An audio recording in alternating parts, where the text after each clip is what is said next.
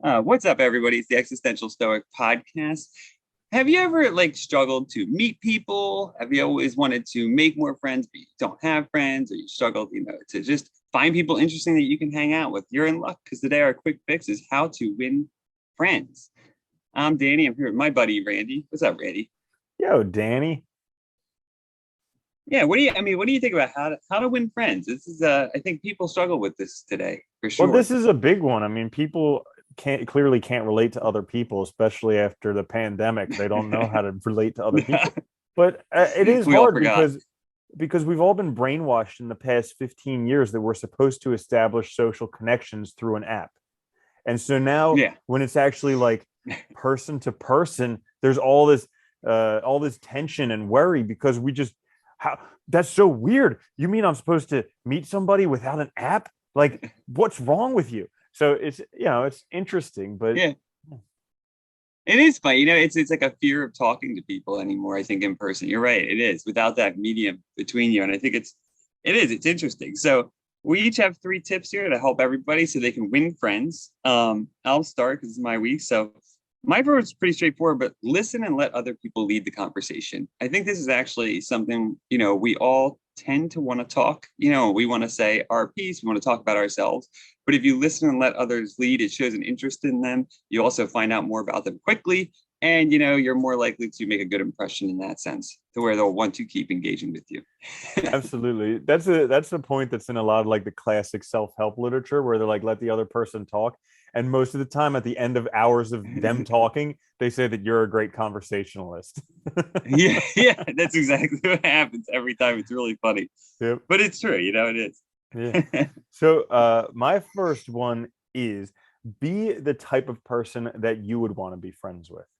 So I kind of stole this from like a relationship type of idea where like everybody wants to date this super hot top model, but you have to think, well, what type of guy would she date? And are you that type of guy? So it's the same thing Yeah. with friends. Like if you want to be friends with this type of person, well, what type of person would they want to be friends with? And are you that person? And if you're not, it's not terrible. It just means you can probably change some things and then you can better become the type of person who would have that person as a friend.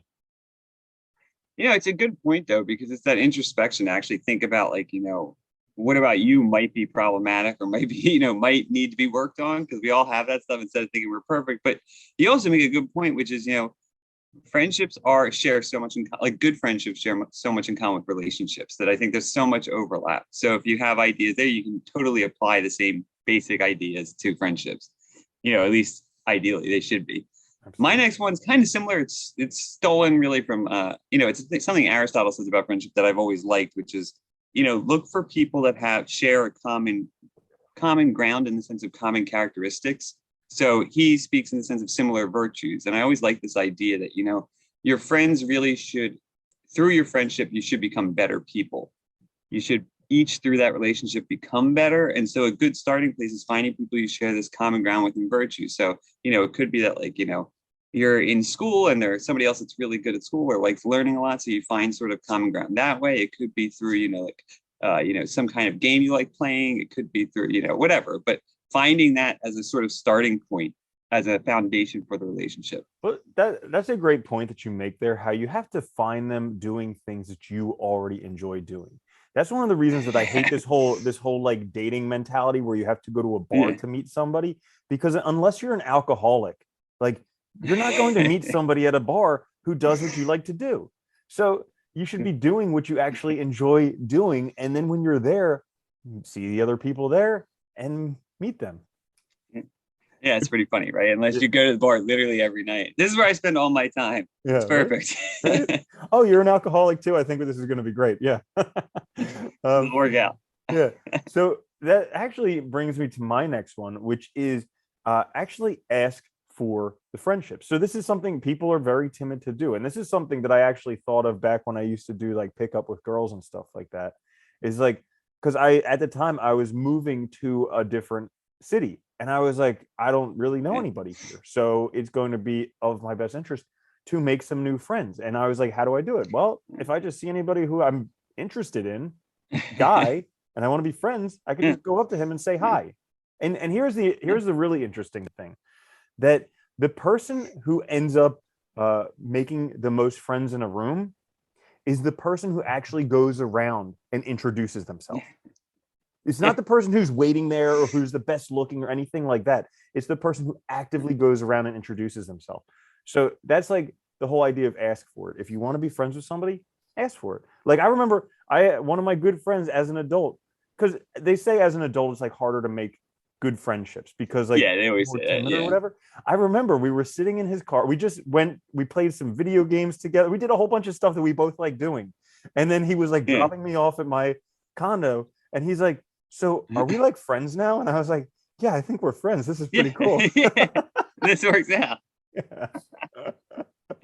Yeah, but it's funny though, because I think you're right though. So many people are so afraid to like just make it known. But I think, think of how flattering it is too to ask somebody that, right? I mean, the other person's gonna be flattered. And obviously, like, it's the same kind of thing too, that like if you're, you see people that are hanging out together, like relationship wise, like a guy and a girl be hanging out a lot, and like you can tell they like each other because they spend all their time together, but they've never like mentioned it or raised the point of like, are they going out? It's like obviously you like each other. You spend all your time together. So if that's the case, don't be afraid to raise the question or just make it clear.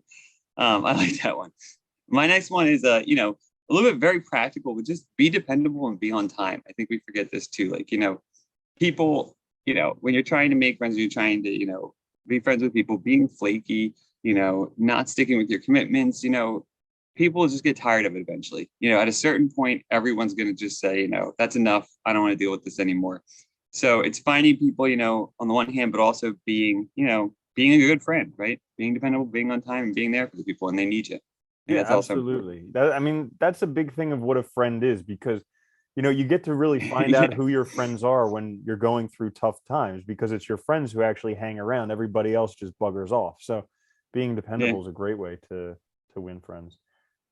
So my last one is to work on having like a comfortable old shoe type of personality, like flatten out your rough edges. This is something that Lyndon Johnson used to talk about back in the day, the president, having like this kind of personality where you're just like people are just comfortable in your presence. And I think, at least for me, it's something that I continually need to work at because I keep finding all Oh these yeah. rough edges that I have and all these things that just like I flip my lid and everything like that. So it's like constantly focusing on just being like smooth, comfortable, relaxed, just that type of thing.